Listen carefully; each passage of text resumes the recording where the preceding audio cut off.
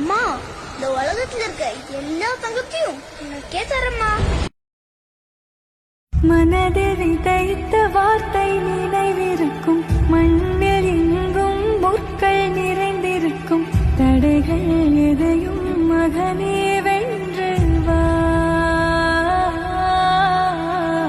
தலையே நிமிந்து பகையை கொன்று வா.